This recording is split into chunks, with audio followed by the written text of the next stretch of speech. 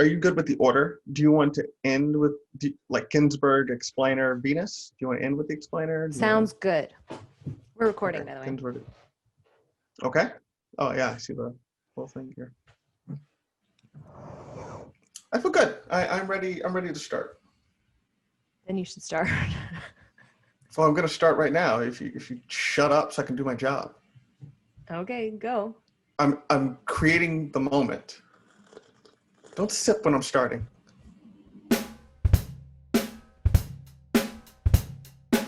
Welcome to Split the Difference, the podcast. I'm Allen. I'm Whitney. Your mouth is just open. I mean, you're providing. I was gonna make a really annoying noise, and then you started.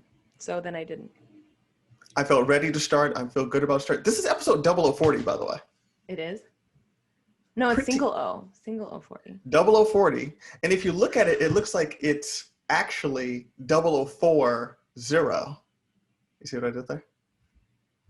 No, I don't understand why that it's matters. It's an O and a 4 and then an O, 0040. It's like 0040. Right, but why does that? Oh, are you just pointing out things? Absolutely.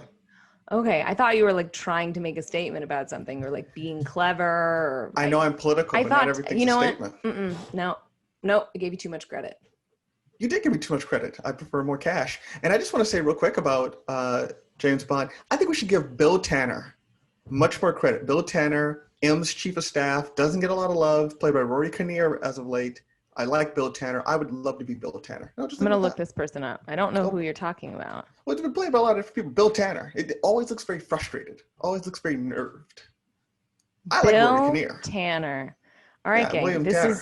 This is the employee in the MI6. Generic white guy. Oh, you know who this is? This is This is the prime minister who had to fuck the pig. Do you remember? I do recall. Yeah. I want to say I recall the reference. I wasn't there for the alleged activity. You know what's really upsetting too is like he's probably a really good actor and like he could be in a lot of things, but he's just gonna be the prime minister who fucked the pig. He's a great actor. There's been 4 different Bill Tanners. Oh, see, there you go. I believe you. This looks a little bit like Alan Alda. No? A little bit. No, might just be me. Yeah, no, nope, can't do an Alan Alda. I was gonna say I don't know what you were trying to do, but it got away from me before I even started. I should have just let it go. Happens to the best of us. Whitney, I want you to rank something because we have a big time show. We're gonna talk justice. We're gonna talk social media and grabbing Venus, and I want to emphasize Venus and nothing else. Mm-hmm. Before we get to that, I want you to rank something. Mm-hmm.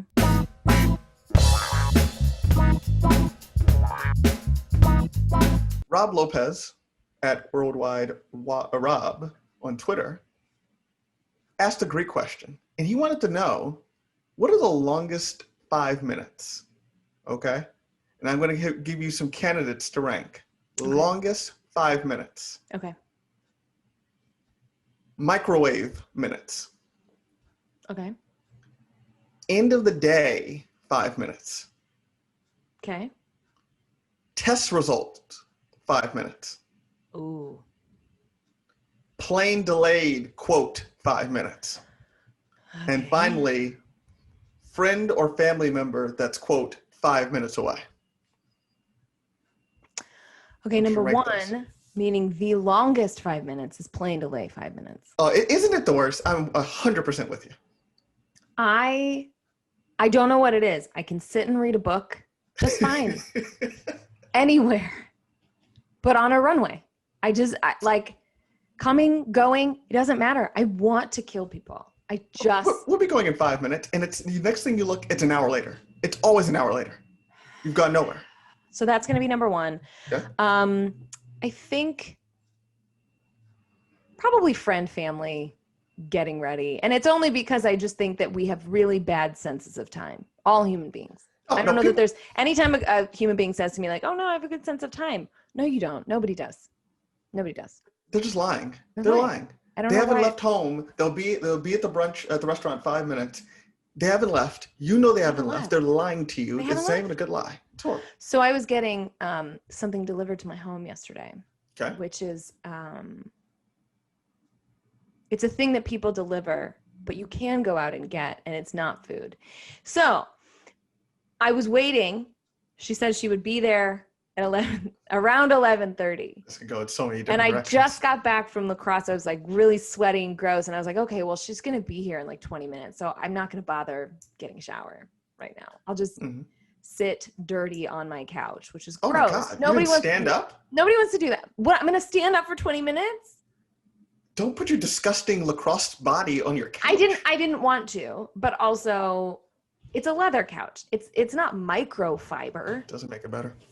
I think it does make it better because it's a clean surface. You can wipe it. You can wipe it down. You can give it a little. So she says, I'll be there around 1:30. 2 o'clock, I text her and said, are you still coming by this afternoon? She said, yeah, I'm about to leave out the house right now. She shows up at like 2:35 and I was like, I'm not going to argue. I'm not going to argue. But also,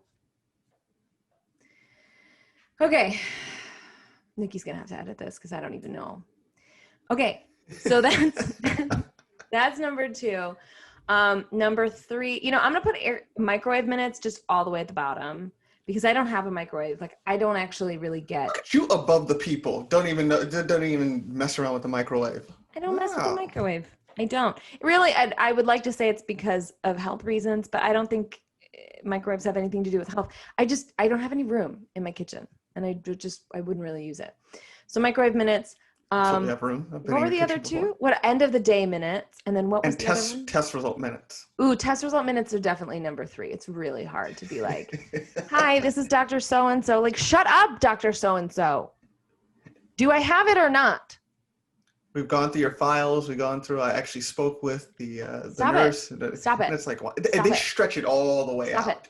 They're holding it in their hands, it. waving it around. Stop it. And it's good or it's bad. It actually doesn't matter. Like, you want to be like, oh my God, she's stretching it out because it's bad news. Ah. And then it's like, no, you're fine. Stretching out the test results. I want to just be clear for our listeners. Do you think that it's just that they want someone to talk to? Like, do we really give our medical professionals the attention they deserve? We always talk about, do they pay attention to us, but do we pay attention to them? I want to open up a sidebar on this. Your radiologist how her day has been? I have two quick sidebars. Please. Number one of the big things that this pandemic has exposed is the amount of useless meetings that people have put into their schedules to fill out the day. Pretty sure people already knew that. But here's the thing. When this is over, they're going to try to go back to these useless meetings, and I want no part of it. You were doing just fine without these meetings. Don't sit there and 30 minutes to get to the meeting, putz around 30 minutes back. You've just wasted 90 minutes of your day. I can see right through it. Number 2. There's also different kinds of meetings, Alan.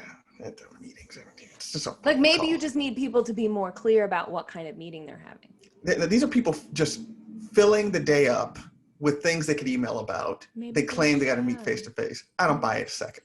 Maybe they just miss you. And I don't want them near me. Number 2, I was at the dentist recently, and this is your point about, do you talk to your radiologist? I went to the dentist though. I don't know what to do with my eyes at the dentist's office. Close them. But I like to see what's going on. So sometimes I ask for a mirror. You can't see what's going on. What's going on? I asked for a mirror so I could see what's happening there. But here's the thing, with the COVID protocols, they gave me sunglasses to prevent things popping up in my face. And so then audacity. You ask for a mirror? Yeah, I'm interested. you never would, like, you're going to get a cleaning and I would kick you out. I would refuse service to you. Are you kidding me? I want to see. I'm curious. I'm sorry, when your boss asks you to complete a task, they're not sitting right behind you doing it. Yeah, but I'm not paying my boss. I'm paying them to do this job. I want to just get a good look at it. No, your boss is paying you. That's my point. Fair.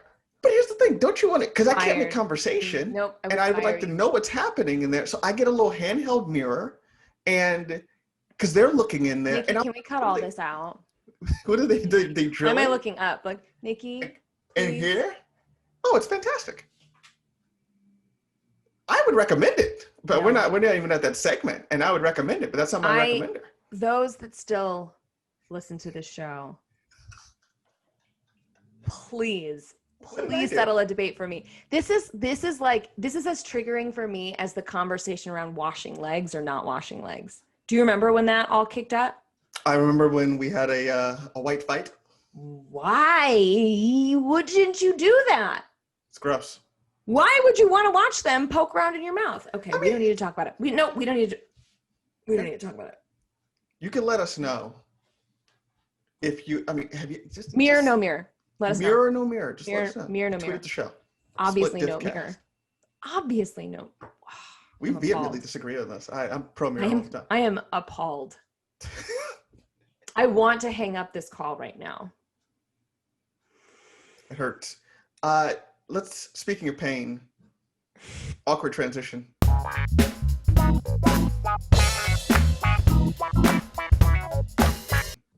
There's no good one. Moose didn't like that one. Exactly.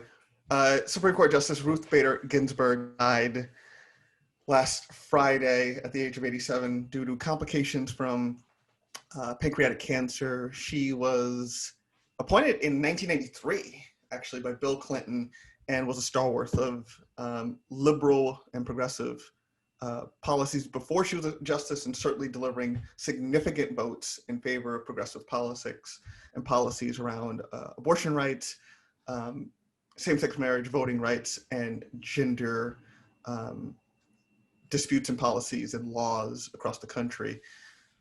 A titan has left us, and while there should be time to remember the life and legacy of Justice Ginsburg, before she's even been laid to rest, there's been a massive fight about the Supreme Court.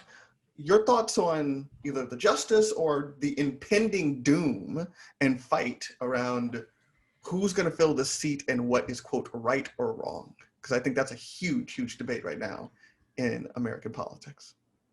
I think I have no hope that our Republican-led institutions will be guided by their idea of what is right or not. I don't think that's the motivation here. I think the motivation is to win at all costs, is to do what's right for them and their bottom line and their motivations. And it really doesn't actually have any bearing on like their role as legislators or their role as executors. It's not about right and wrong. It's about just winning and getting your way and doing whatever it is that you can do to make that happen. And I don't have any faith that there are significant checks and balances to keep that from happening. So I'm not super excited about the prospects over the next 6 months as it comes to this. And I think what's really distressing and sad about this is that these people serve for life, which is kind of insane on its own when you think about it. Yeah. But like what we're talking about is this could be potentially the last, I mean, the most charitable way that I look at this is the last gasp of a corrupt, terrible time in our history getting less so. And this will be like the final thing that they do before they leave. And again, not all of them are in danger of leaving. But it's not something that's going to impact us just in the short term. I mean, this would be like a generations long impact, which it's just really upsetting. And yeah, I don't have any hope that anything good is going to come out of this at all. I think one of the difficult pieces, I agree with almost everything that you said there, which is not surprising. I think one of the difficult pieces for me is these are always the stakes of the 2016 campaign or any campaign. You never know. I mean, also 2018. Let's be real. Absolutely. Where you saw more of a turn to a Democratic side, but we Democrats were defending more seats. I do think there's been a lot of conversation. I actually wrote a little bit about this over the weekend. there have been some conversations about Democrats need to pack the court if they get back in charge, or they need to institute different kind of reforms, like getting rid of term limits, or getting rid of job for life and putting a term limit in. Adding statehood for Puerto Rico and DC, for instance. Does Puerto Rico want to be a state? I doubt that they want to be treated in this middle ground of we're a territory, but then independence or statehood, but this in between isn't working. Yeah, and I think that those are significant things that need to be considered. But I actually think that we're dealing with symptoms, and not the root cause. And the root cause is that we have a massive elections problem in this country. That this is a downstream consequence of campaigning, and in some cases voter suppression, in many cases not making gerrymandering and not making things right. The Electoral College, let's just be clear. And I think that we can't lose sight of the significance of, whether it be reforms like the House passed earlier in HR 1, or more large scale reforms that would make, automatic voter registration, restoring the rights and not taking away the rights to vote for felons. Like, I think there's any number of things that could be done, because this ultimately sits as the consequences of an election problem. Now, as we sit today, we're recording this on the 21st of September, but not night, so I can't make an Earth, Wind, and Fire reference. That there are the question of hope. I think I lose hope when our systems are not responsive to the people. Yeah. There is some, and I'm talking about as a political scientist, let me be very clear. I think there's some hope for me with respect to it's election year, and there are people that do worry about getting reelected. And so you've seen Lisa Murkowski from Alaska, the queen of hopes and prayers, Susan Collins, someone who's perpetually concerned. Oh my God. They both have said that they are not on board and would not vote to confirm before the results of the election. That still leaves Republicans with 52 votes, and they need to have 3 more defections because the tie goes to the vice president. Right. Everyone, civics class. And not that I don't think that it will happen, but I think it is telling that there's still some people that are nervous enough on an issue this big to be sensitive to how that issue may impact their chances and are responsive to that. Yeah. But it's not a good circumstance at all. Well, but I think that also highlights for me this feeling of like the motivations of the people who are doing this don't come from a place that I agree with, believe in, or that they were hired to do, right? Susan Collins choosing out of her own desperate need to be reelected, because what else is she going to do? Meanwhile, all these people are totally employable in other places. So who cares if they lose their jobs, right? But she's not doing it because it's the right thing to do. She's not doing it because her constituents really count on her to be their voice. She's doing it to placate them so that potentially she doesn't lose this job that she has. And I just don't, I question the leadership of anybody who's in that position, I think.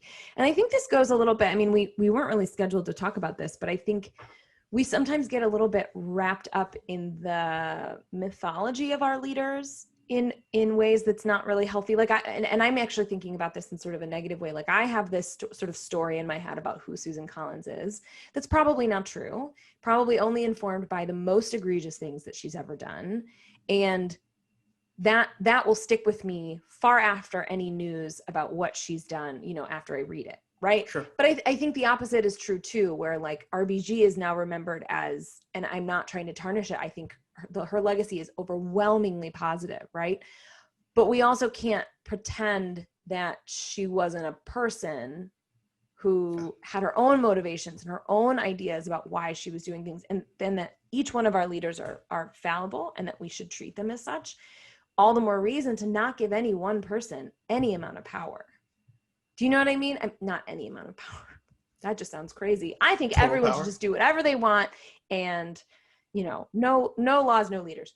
But No, I'm just really skeptical at this point where we seem to have power concentrated in these very specific areas, either in my case with Susan Collins, like to my disgust, or like how crazy is it that we're all now concerned because Ruth Bader Ginsburg died? She was an 87-year-old woman that probably wanted to retire a while ago, but didn't. Like, how frail are our systems that like that's the thing holding us up, or that's the thing that then like makes us feel like, oh fuck, everything's fucked. Like, it shouldn't all lie on one person. Our hopes, our dreams, our hate shouldn't all lie on one person. It makes no sense to me. But I think maybe that's the limit. That might be a human limitation. That might not actually be a political limitation. Well, where people may find poor motivation, I may look at what Susan Collins doing as being actually receptive to the will of the people. So if her, do you think she would do that if it wasn't an election year, though? I don't know. And I think that is a concern, but that's, I think, a shortcoming of people with short memories. She's right? An idiot.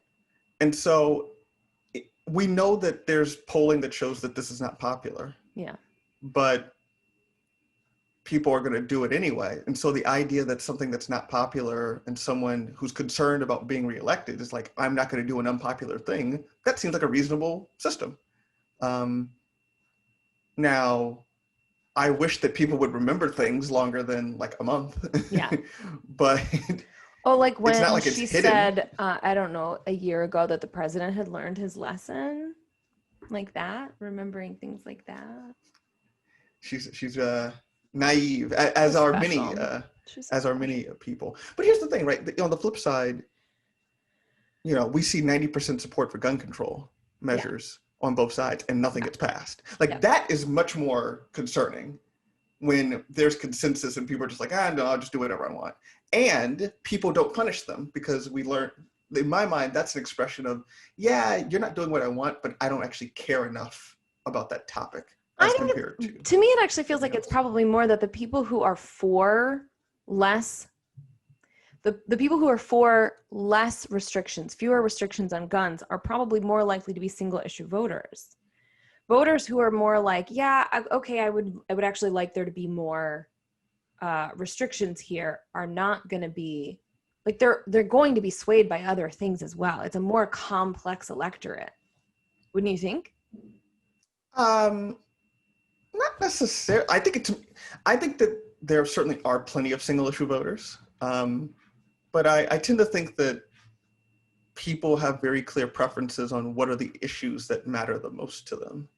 And you disagreeing on this thing that doesn't really bother me, like, something like Supreme Court justices, we know that historically Republicans have been much more motivated about the Supreme Court and the justice system in general, which is not to say that Dems aren't, but on the long list of Dem issues.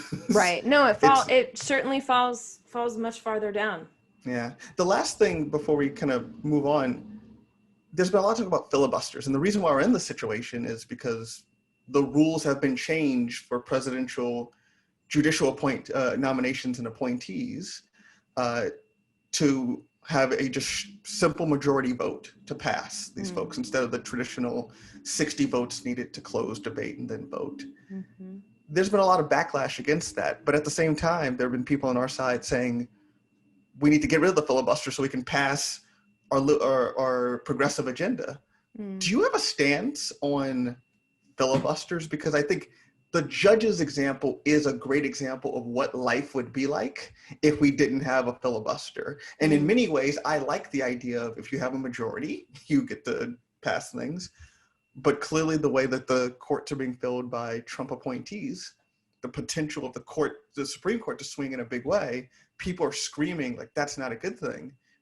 Does this experience change where you stand at all on filibusters? Well, it makes me think to what degree this has actually contributed to the level of polarization that we have right now, right? If there needs to be less consensus, if we need to be on the same page fewer times or in a less dramatic way. To me, I'm just wondering, like, doesn't that actually reward us for being more divided in some way? Like, doesn't that actually increase the amount of times to which we really just don't have to find common ground? And again, like, thinking about these people are supposed to be representing us as a country. We know that we're a hugely diverse country. I don't know that a one size fits all solution is necessary, but like for something like the Supreme Court or judgeship in general, I don't know if judgeship is a word? Yeah, Judge. I don't know what the other thing would be. Judgeship.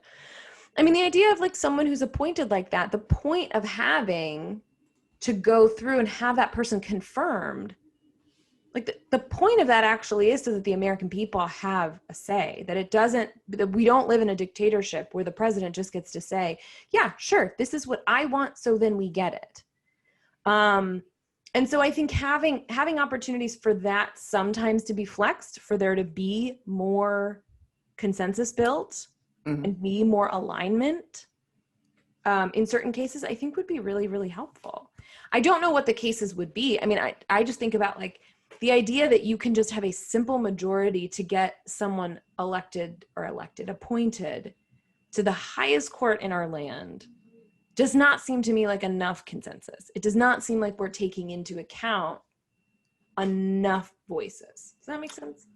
Yeah, it does. And I think one of the difficult things for me gets back to elections, is if parties win and lose based on the platform. And so I also don't think one or two individual people in the minority should be able to block everything up. That's why the original change happened in 2013.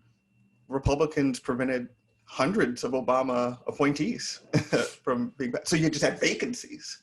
And as you and I both know, Congress is defined by inaction and things being blocked up all the time. And so it's a delicate balance of, do you want more things done? Do you have protections? How much do winners get? And how much can you prevent? It's an open question that's going to rage on here, but I hope here's what I propose. A third party defined by what I don't know. That's one thing. And then I also propose, how would I fix this? Maybe a cap, a very hard cap, none of these packs and whatever, but like a very hard cap on what baseball people cap? are allowed to spend. No, I'm just saying, like, for their campaigning, right? Oh, right. Like, so there's a really hard cap on like, okay, well, you can only spend this much money in these particular areas, and you can't spend any money on Facebook or social media because that shit is cray. I don't know what else I would do. It's all broken though. It's all broken. I'm going to break some news here on a recorded podcast, so I apologize. Judgeship is, in fact, the position of judge. You were dead on. That is the word. I just want to make sure people know. You know, the fact checkers will come after us. I love it. No one cares. No one cares what we have to say. Speaking of no one caring.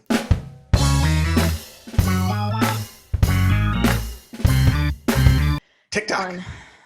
I need you to explain this to me. I don't understand why I'm supposed to care about TikTok. Oh my gosh. Well, so the president, that's a very hard P. So the president also, no, he's not my president. He's the president of the country that I live in. Let's be real. Why am I supposed to care? The president of the United States is in a fight with a social media app called TikTok. Yes. Also, dear listeners, watchers, Ellen asked me earlier if I had a TikTok account, and I was offended. I stand by this question. This is a great question. Offended. Real quick, here's why I did it. Number one, TikTok is defined by youth and creativity. And between the two of us, I'm a little younger. You're younger. I'm younger, but you are decidedly more creative than I am. Also, you're not old. So, like, what are we doing here? I thought it was a reasonable question that who is about production, who's about creativity, who's about writing and editing and producing content would be on a platform that would allow them to do that? I think it's a reasonable question. I also think it's just, I mean, I'm not really on social media that much at all. I looked at my average minutes per day of Instagram. What a nerd. How many minutes do you think I average on Instagram every day? I would say under 1 minute a day. Really? Okay, it was 7 minutes a day. I mean, that's still not very many. It's not many at all. I remember all the times I was trying to get you to do social media for the podcast, and it was impossible. You had no idea what the name of anything was. Go to your phone right now and tell me how much time you spend on Twitter every day. How do I do that? You don't know how to do that? I've never cared to look. I don't care about these things. I'm on my phone right now. This is a great. Settings. Settings. Okay, I'm on settings. Wait, what kind of phone do you have? I have a BlackBerry. Look at that. What? Okay. I'm about security, which is part of this TikTok story. I think settings is what you do. Okay. And then you go to... I can't believe we're doing this right now. No, is it storage? Wait. Storage. No. Moose is really upset with you for not knowing how to do it. I'm sorry. You know, it's funny. I literally just checked this like yesterday or 2 days ago. I checked it recently. Sure you did. That's why you don't know where anything is. Battery? No. Battery would show you the percentages. What are you talking about? Maybe Nikki can just do like, you know, fast forward through, but like show us doing stuff, and then we're like moving all fast and whatever. Because who knows what we're doing right now? Well, I can't like not find it now, because then all of our. Oh wait, here we go. Apps and notifications. That's where mine is. Mine's a Google phone though. Okay. So what do you want me to do here? And then you settings? Click. No. So you click on the app itself, the thing that you're actually trying to understand, like how much time am I spending on it, and then it should tell you like this is preposterous. Screen time. Screen time is what it's called. No, because I'm on Twitter most of the time on my laptop or my tablet. Okay, so tell me how many minutes? I don't know. It doesn't matter. Alan, look at your phone. How many minutes? I'm looking at what? What am I looking at here? Look at your phone. You're going into the app info page, and then you're going to click on the app. In the app Twitter, or in the settings the Android phone? In the settings of the phone. You did not explain that well at all. Okay, apps and notifications. You go to settings, apps and notifications. So here's my Duolingo, for example. God, you are just a tool. And then advanced, and then I go to screen time. All right, I'm on app notifications. You told me to go. Where'd you want me to go? Here, look. I spent an hour and 53 minutes on Duolingo. Yeah. This is nothing but an extended humble brag. You are the worst. No. My average screen time on Duolingo is 15 minutes, but that's daily screen. Okay, so how many minutes? What do you mean? How many minutes? I don't. This is ridiculous. How many minutes on Twitter? There are no minutes on Twitter because I've been on my computer all day. That's what I was saying. You look so defeated. This is going to be a TikTok explainer, Caps. I'm really sad. Nikki's going to have to cut all this out because you don't. What? Because you're not. You did a poor job of explaining this. Okay, look. I am now in settings, in apps and notifications. Look at this. I want to show you. There's Twitter, right? You see this? There's Twitter. Can you see that? Okay. Yes, I see it. I'm going to hit Twitter. Now, what do you want me to hit? Oh, look at Caps. What do you want me to hit? Well, I can't see your screen. Well, tell me what it is. It looks fuzzy. Now, you look fuzzy. App notifications? What do you want? What does that even mean? Storage? Data usage? I don't know because I don't know how Blackberries work. It's powered by Android. It's the same operating system. I don't know how Blackberries work. And there it is. No, you go to settings, you go to the apps and notifications. Okay, I'm here. Okay, then you go to the app itself. Which I went to, which you saw me click. Okay, then advanced gives you screen time, battery, open by default, blah, blah, blah.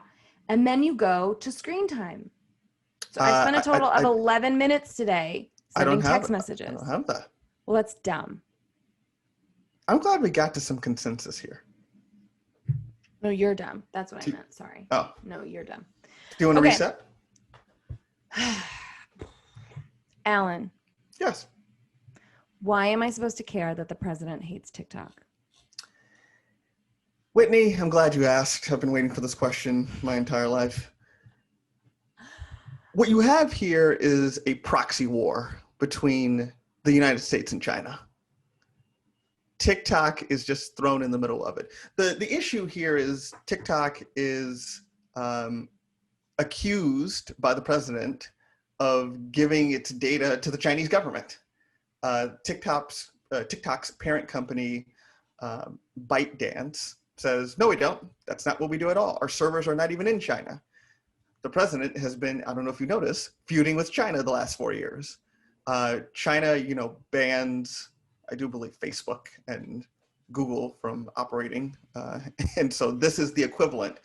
And ultimately, the concern is if TikTok isn't sold originally, this was from August, then the president was going to shut down TikTok and WeChat, but most of this is kind of focused on TikTok, preventing users from downloading the app after September 20th, though that deadline's been extended, and then shutting down access to the app on November 12th after the election. It's notable because that's a lot of power for a president to suppress an app that over 100 million users in the United States use. So people will still be able to download the app, but they won't be able to get any updates or anything like that, right? That is correct, which is kind of ironic given that the concern was security and like data breaches. And so the idea that you would then prevent people from accessing the app on Google Play or the App Store means that they wouldn't get security patches, which would create greater vulnerability for their data. But yes, that is also so no problem. What happens to all the people who have TikTok and like use it? Because I mean, my understanding of TikTok is it's like all the other social medias where if you get good enough at it, whatever that means, you can make money. Like companies will then say like, great, we want you to use your TikTok to promote blue buffalo dog food. And then people can do that, right? They could potentially do that. What would happen would be that the app would stop working. So if nothing were to happen, and we could talk about where we're at now, where ByteDance, the parent company, would still be in control of 80% of their company, but Oracle and Walmart have come in to say, we will invest in TikTok. And now the new company is TikTok Global. But if nothing were to happen before, then ultimately the US government could have prevented access to the app itself and would shut it down. So would those creatives have reason to potentially sue the federal government? There's any number of open questions about what could happen. The most notable one would be around free speech and access to a platform to have free speech in the United States. This is somewhat uncharted territory, given control of an app and its accessibility starts to get into personal infringement in terms of telling companies how they can do business. But if the grounds are under national security grounds, that gives the United States a ton of leeway to make claims of what is or is not accessible and open, which, is in the land of lawyers lawyering up and then having conversations over all sorts of things that are above us. So the servers, ByteDance has said that the servers for US customers are in both the United States and in Singapore. Right. Exactly. Hold on. Holding Han. Meanwhile, he was not barking about anything all day today, and now he's very upset. Yeah. Okay. Like that energy. So ByteDance, the company that owns TikTok, has said that those servers that serve US customers are in the United States and in Singapore. So theoretically, why say that China is going to steal anyone's data when China doesn't actually have physical access to the data. Like China would be just as likely to steal the data after the sale as they would be before the sale, right? If that's the argument, yeah. But this is Wait, I thought that was not the argument.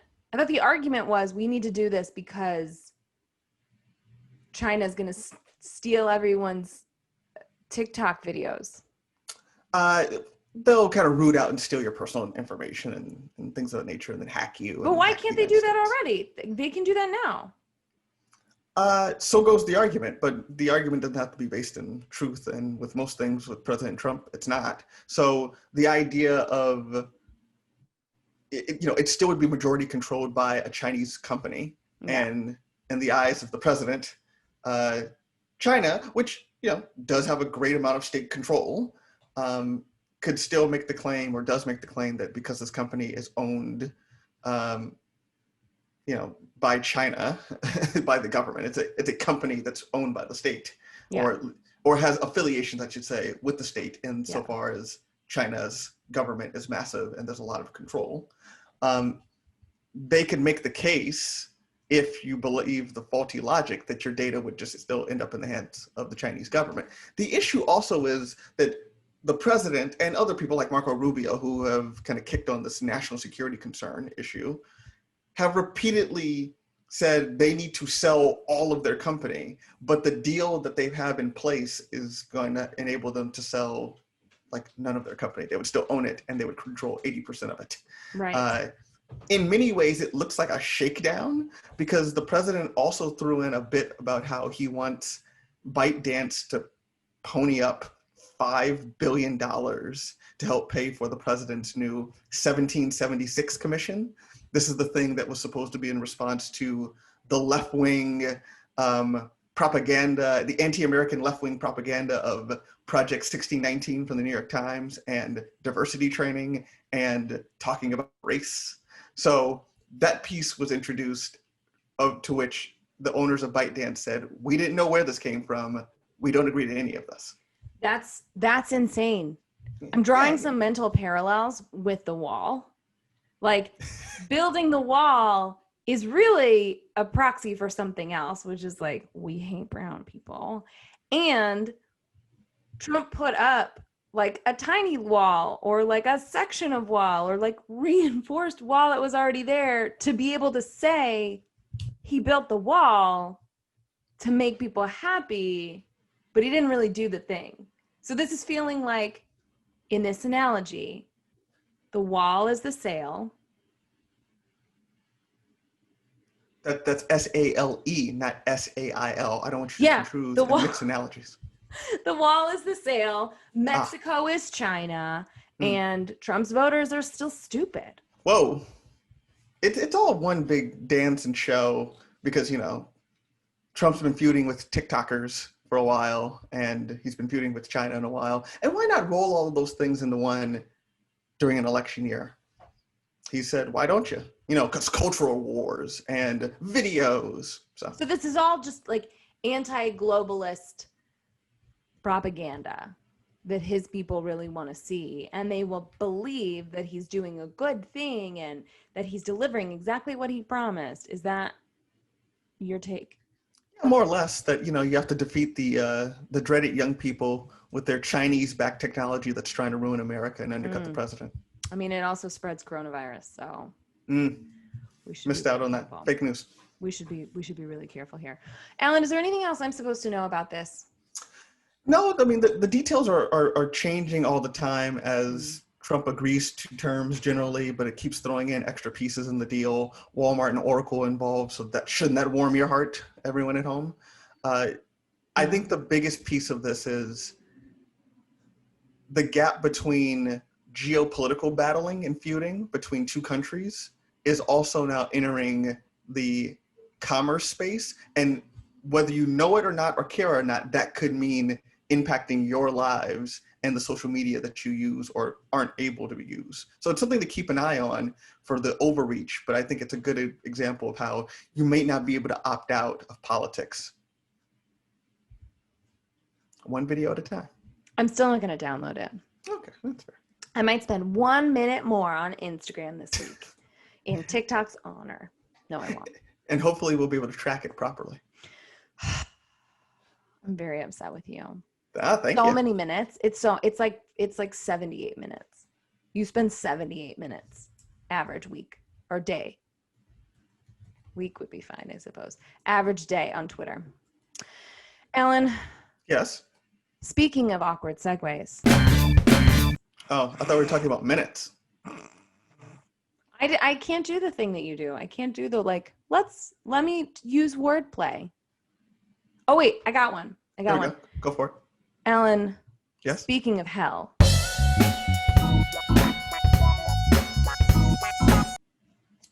Because that's Twitter for me. I got you. I'm following. It's Twitter. It's hell. Hell is Venus.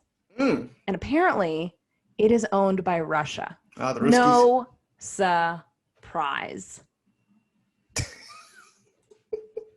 That's my Alan impression.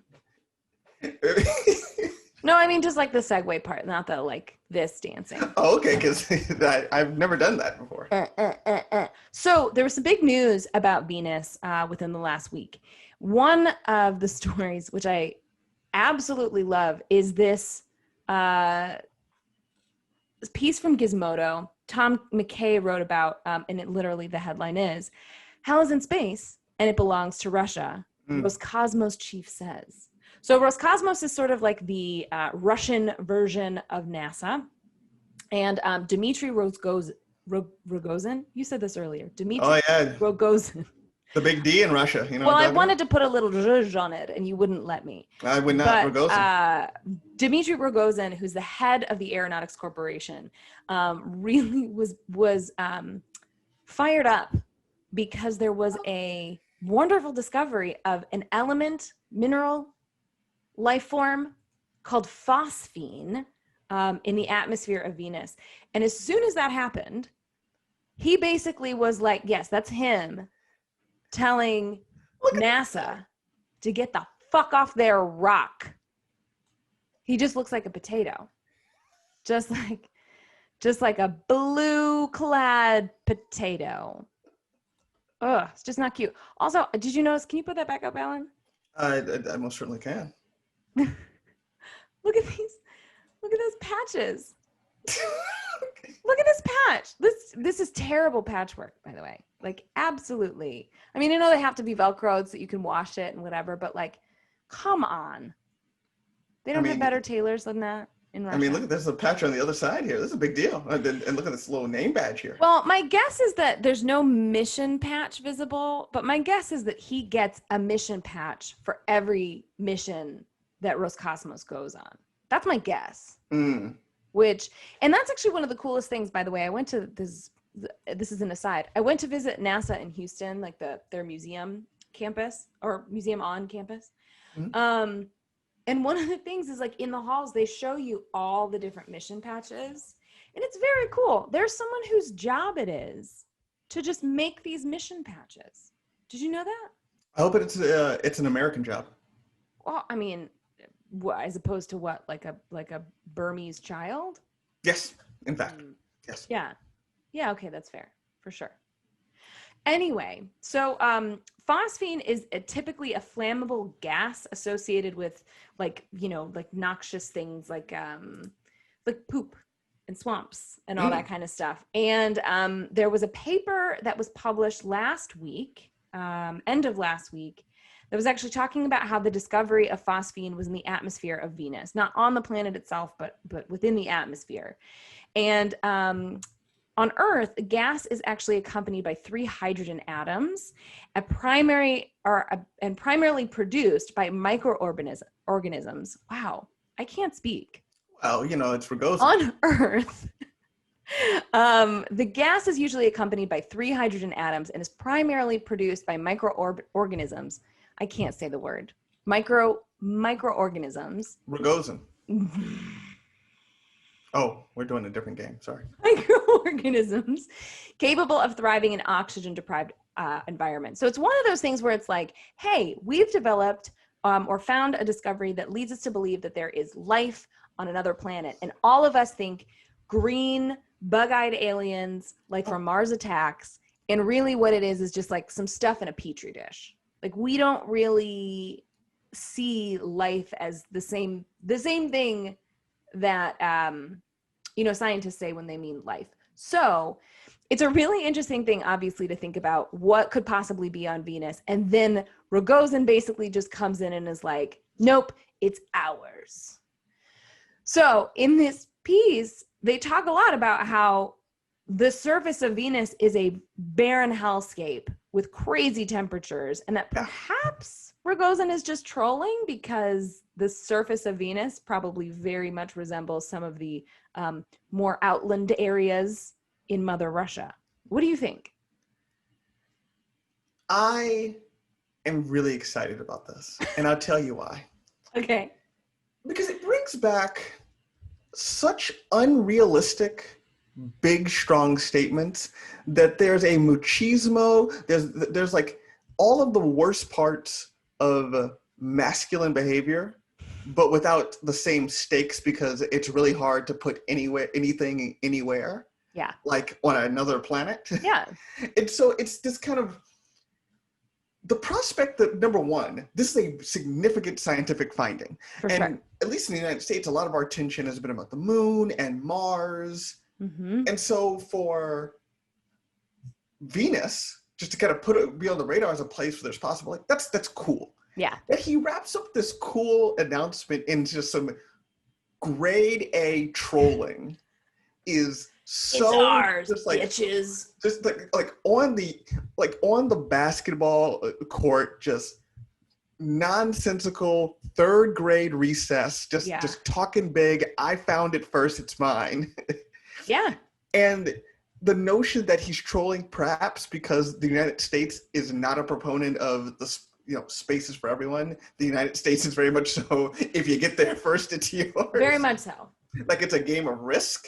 So like for me, I just envision Russia and the United States trying to shoot up rockets that have flags in them that are just going to be planted into the ground. Well, and it is sort of like reminiscent of the space race in the 1960s. Like this was this first man on the moon, kind of a mission. This was like the big deal between these two countries, and it was symbolic of like deeper rifts between them.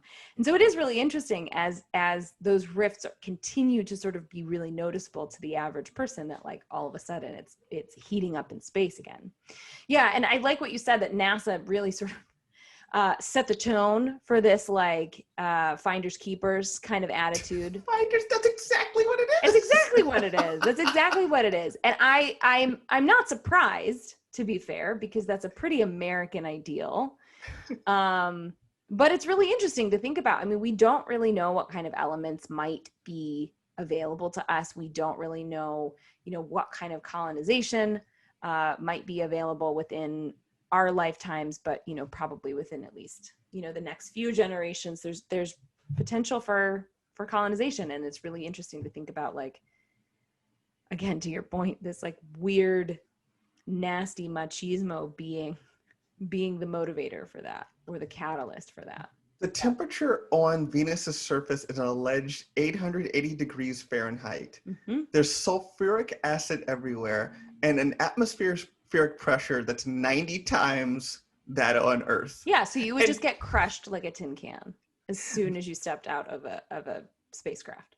The vehicle that the Russians landed on there lasted 127 minutes. Which was more than ours, which was just an hour or something. Yeah, the Russians, let me tell you so something. So they're hardy. They're a hardy people. They can go for a long time. Okay. I'm just saying. I wouldn't know from experience.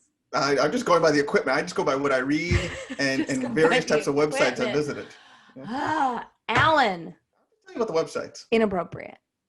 Rogozin. This is a family show. I bet she goes by the goes. So what do you hope is sort of the next thing that happens with this sort of space race? Oh, listen. The most appropriate reaction is someone needs to get this to Donald Trump ASAP, and he's going to freak out. He's going to be starting. NASA's been struggling for money. We're about to pump so much money into trying to go to Venus.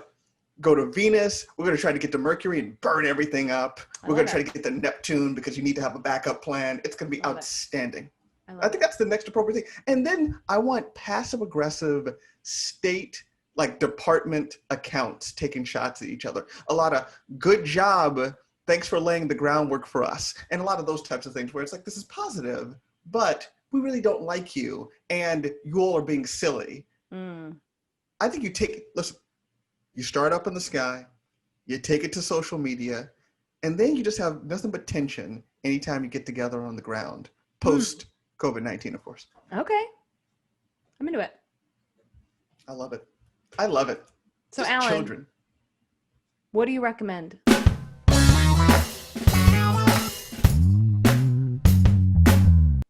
That's an excellent question. It's campaign season. Did you like that segue? Did you like I that? did. Alan, what do you recommend? That's good. Thank you, Whitney. It's campaign season, everyone. A lot of people are looking at what policies to support, who to vote for. I think there's a campaign that we all need to get behind. It's 2020. Technology is defining our lived experience. And yet there is a problem. Picture in picture. Where did it go? Why is it gone? Why can't we have it? Think about it, Caps. Our TVs have gotten bigger, crystal clear. You can do everything. The TVs are smart now. They're basically computers. Yeah. All the sports that I had to watch, I had the Stanley Cup Finals, got the NBA playoffs, I got NASCAR, I got golf. What if I want to watch a thing and think, I want to keep my eye on something else. Why can't I open up a little box inside of my big box and switch back and forth? I mean, theoretically, then why can't you just do 4? Just do a little grid action. Whitney, you're speaking my language, but here's the problem. Picture in picture used to be a feature that was around on crappier TVs. Now we've got better TVs and the feature's gone. You can't Was it do a feature? Wait. Was it a feature of the TV or was it a feature of the cable company? Both and like if you still have, or, it's gone. No, but I'm saying like if you have Comcast right now and you watch Comcast through the cable on your TV, can you get picture in picture or no? I can't get the picture in picture. Okay, so it might be a TV thing. It's either TV. Now this is what I've heard. Idle chatter, chit chat from these quote scientists, close quote, that tell me that because we went digital, it changes things. It's not the same. You know, I say BS. Again, if we're sending things to Venus, if we're going to send missions all over the place, picture in picture is something we can do. And I think we should campaign for it. So my recommendation is call up your local cable provider, call up your local television producer. My local television producer. Absolutely. Down the street, you know? And you need to ask, where is my damn picture in picture? Where did it go? I want it back. And when do I want it, Caps? I want it yesterday. Right now. Do you spend your time on Twitter talking about this? Is this why you're not going to tell me how much time you spend on Twitter? I'm about 4 minutes away from a GoFundMe account and a whole campaign on Twitter. I don't understand what the money would go towards. It goes to funding commercials that won't be in picture on TV to get people motivated. Oh, I see. So you're going to, okay. It's called campaign issue, Caps. You know, we could go talk to Lightfoot, get it on the ballot. You know, anything's possible. Picture in picture. I recommend that people look into where did it go, because you would love it and you should be able to have it. You, the people. I'm speaking about you. You, the people. Okay, got it. Whitney, what are you recommending to the fine folks listening and So watching? I have stumbled on a comic book series that I think is quite amazing. Be careful, don't want you to trip. It is called Farmhand, and I actually need to look up the guy who made it. Oh wait, no, I'm going to do it on the share screen because I can show you. So Farmhand tells the story of you have a lovely glow right now. Well, it's because I now feel like I don't want to turn the lamp on for continuity's sake. Should I wait? Better? Nailed it. Oh, but so now I have like a weird, okay, whatever. It doesn't matter. The show's going to be over in 5 minutes, people. So just like chill the fuck out, everyone. Okay? Chill. Oh, I just closed the window. Chill the fuck out, Whitney. You're fucking it up. Okay, so let me show you Farmhand. Okay. Oh no, and didn't I just say that I was going to tell you who wrote it? This is not Whitney's finest hour, welcome back. You know why? It's because I'm not drinking. Okay, so Farmhand, written by Rob Guillory, artist Rob Guillory, blah, blah, blah. It's over here on the screen. You can see it, people. You can see it. So anyway, the story is about Jedediah Jenkins, who is a farmer, but he farms human body parts. So if you can see from this image, no, watch. It's like horror. It's like a horror comic, but it's not like hugely bloody. Like there are some really fucked up horror comics that I have read, but like, look, the hands are like growing on trees. That's like a thumb. Oh my gosh. Yeah, look, kidneys right here in the roots. And I won't tell you more about what happens because I think people should read it. It is delightful and creepy and like beautiful. All of the imagery I think is, oh, this is a cute little like caterpillar puppy thing that like follows one of the kids around. And it really, I should say, it follows the story of Jedediah, but it's also his son. His son comes back to the farm. I mean, it's like a general trope around father son kind of prodigal son. Oh my gosh. Kind of things. Yeah. No, this is just like one of the cover variants. This is not. This doesn't happen in the. It's art, Alan. It's art. Anyway, I stumbled on it on Hoopla, which is a second recommendation. If anybody has a library card, you can actually get ebooks, you can get videos, you can get audiobooks through Hoopla, which is an app that you can download to your phone. All you have to do is put your local library and your library number, and you're basically just taking them out of the library. So I discovered this right when quarantine happened, and then I stumbled on Farmhand last week, and I read the entire thing. It's fantastic. So for those that love creepy shit. I like the idea that in many conservatives' mind, that's probably what they think stem cell research is. Yeah. Yeah. Or that's what Obamacare looks like behind the scenes.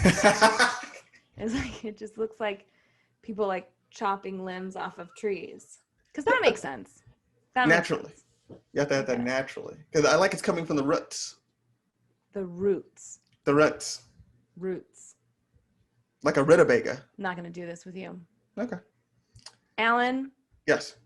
Good show. It was a good show. And if you want to let us know how great of a show it was, you can email us, splitthediff@gmail.com. Of course, you can tweet at Alan because he's on Twitter all the time. You could tweet at us, splitdiffcast.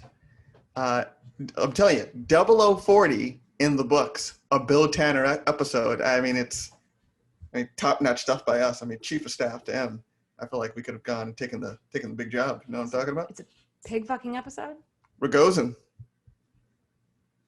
Venus. Why didn't either one of us make a Venus flytrap reference? I mean, honestly, that's the first plant that needs to go down there. Put like just a Venus flytrap, see how it does. No, I bought one once. You know how you can get them? They're like at gas stations or whatever.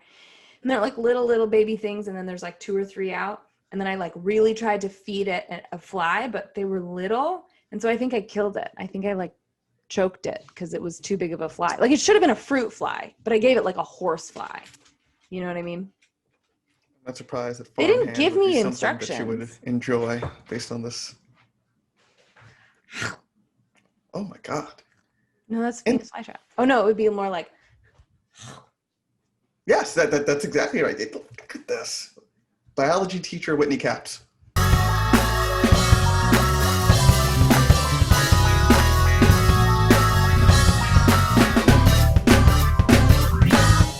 Nikki, cut all this out. This is ridiculous. Bye. Ciao.